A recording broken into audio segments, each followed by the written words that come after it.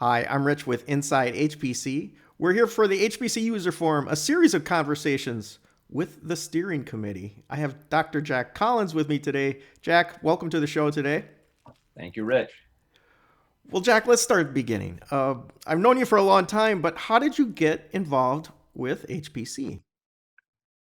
So in graduate school, I was in quantum chemistry. So calculating molecules at that time with non-orthogonal valence bond methods. And so there was a lot of calculations involved. And we were using IBM computers. And my input-output device for storing all my integrals was 9-track tape, not necessarily the fastest in the world. And got a chance to work on a Cyber 205. Some of the folks there had friends at CDC, and so I ended up trying to use the first Cyber 205 Fortran compiler and calling them 3 times a day and them saying, now try this, I think we fixed that bug. From there, I then got to use one Cray when they started to become available more generally. And when the compiler worked and it was so easy to use, that was it. And instead of waiting forever, you want to graduate and you want to get gone.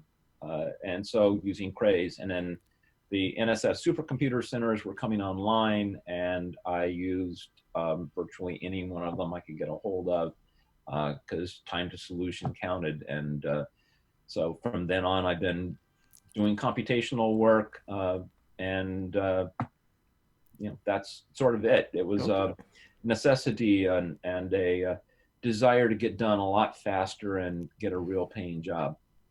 Okay, so where did you go from there after that first experience with the Cray? So I went to Stanford Research Institute and we worked on, again, still quantum, but then we were starting to work on, instead of small molecules, we were getting into drug molecules. And then I started modeling enzymes and proteins and trying to predict their reactivity and how drugs interacted with the protein. And so at that point, I needed a bigger and bigger and bigger computer and faster and faster. And so that's when I started using the NSF resources, um, first at Pittsburgh and then San Diego, and then anybody that wouldn't throw me off. I would use anything that we could get. And that's essentially how I ended up here at NCI, is because they bought a Cray for biological usage. And we knew some of the people that were on the advisory panel and committee here, and I was invited to be able to use it. And I would fly out and spend a week, day and night, 24 hours a day almost, to keep the thing running, and then take my tapes and go back and analyze the data. So that's how I got into even here at the NCI into HPC and the whole supercomputing thing, and then just stayed here for a long time. Well, great. So you must have seen a lot of change in computing, but what were the biggest changes in HPC? The miniaturization of all of the silicon. And when I was able to buy a system with GPUs in them, matter of fact, we built one in the early 2000s with water cooled GPUs in it to do molecular docking. And when we could do docking and types of dynamics on a relatively small system uh, as fast as we could do it on the supercomputer, that's when I knew that there was some major changes happening. I've been playing with FPGAs and we could get great speed up, but the programming paradigm for that was so difficult, and the debugging and everything else, it just wasn't something that you could maintain and keep going for code that was going to be changing quite a bit. So, uh, that was a big deal. You know, this is like 2000 craze speed wise. Um, you've got enough memory. Today we've got terabytes of memory that we can have access to, which, first tapes and drives that we had were in the megabyte ranges, right? And so the amount of data that we have now, the amount of processing power, and I don't even have to go to a supercomputer. When I go to a supercomputer now, we're talking about using 700, 800 GPUs at a time. The amount of computing is just amazing, but the amount of data that we collect now is also just amazing. So that convergence of machine learning, data, supercomputing, everything together, that's really changing what we're doing now. And that change has really exploded over the last just several years. So where do you think HPC is headed? Oh, that's an interesting question. And I think that really matter. I think the answer to that is really, how do you define HPC? If HPC is like the next thing out there over and above what is uh, available to the general population, I think it's going to get more heterogeneous, and I think it's going to get more specialized. Um, and it's going to be not a single cray that kind of fits everybody's niche, but it's going to be a bunch of different systems all hooked together. If you mean HPC as in really high performance computing, um, the fact that I can buy a 4 GPU machine, stick it under my desk, and have enough power to run it and not burn down my house is kind of an amazing thing. So I think that it's really just going to become completely ubiquitous. Just everything that we have, especially as machine learning, AI, deep learning gets more and more prevalent everywhere. You're going to have these engines everywhere. We're playing with these NVIDIA nanos and Jetsons and things to plug in, and you're just going to have HPC everywhere. It's just going to become to the point where, like our children today, they don't know that cell phones weren't around. They're just never going to know that HPC or just all the computing you could ever want wasn't available to them. And I think it's just going to be everywhere. So I think there's two different definitions. I think it just comes down to which way you want to define it.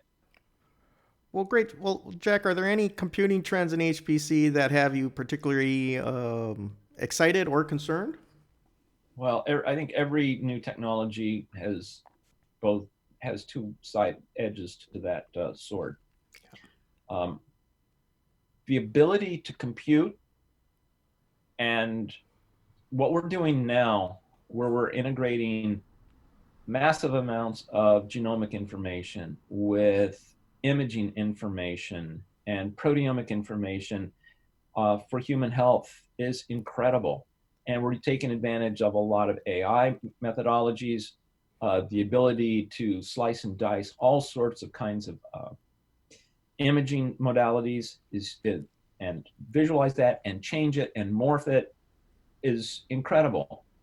At the same time, I can see, online, it's almost impossible to tell what's the difference between real and what's been hacked and morphed into something that never occurred, but it certainly looks real on the computer. What I can do with that same computing technology, that blurring between reality and made up, I think our ability to take advantage of advanced algorithms, bring in all of the data, merge it in a way, and just tweak it enough we have enough compute, we have enough algorithmic knowledge that what's real, what's not, what's the truth, what's not, is going to become very blurry. And it's already becoming blurry. When it's used to discover the truth and help society's problems, whether it's in my case, health, or whether it's in global warming, climate change, the economy, inequality, any kind of a thing where anybody would be looking at that, to be able to use it for the good, it's a really powerful tool. That tools also can be used to bring people essentially to the dark side and not know what the truth is and bring distrust. And we have to have an ethical way of doing that. People talk about ethical AI. There's also ethical HPC. There's ethical whatever it is with the technology. And those are things that I'm concerned about. It's really hard. And when seeing is believing, it was the old thing that people used to say. I can hack a video and make it look like anything in an afternoon. That's potentially societal altering, and we have to be very careful with that. Well, Jack, is there anything else you wanted to share with the audience today before we go? I would say that if you have any interest in computational aspects or how computing is being used and applied to change the world and solve some really hard problems, the High Performance Computing User Forum, HPC User Forum, is a great place to go and talk to people and share what you know. And if you've got new knowledge, please come and share with the rest of us. I think that it's important for people to get together and share, whether it's going to be virtual for a while or whether it's going to be together.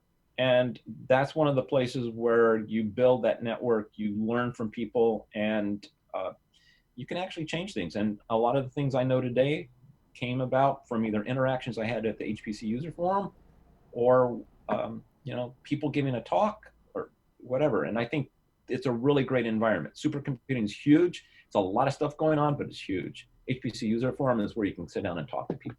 Yeah, I agree. And I'm really looking forward to the next time and seeing you at one of these meetings in person once again. Me too. And I will always notice you with your red hat. Don't change that. Okay, that's a deal. Well, Jack, thanks for coming on today, and stay safe out there. Thanks, you too.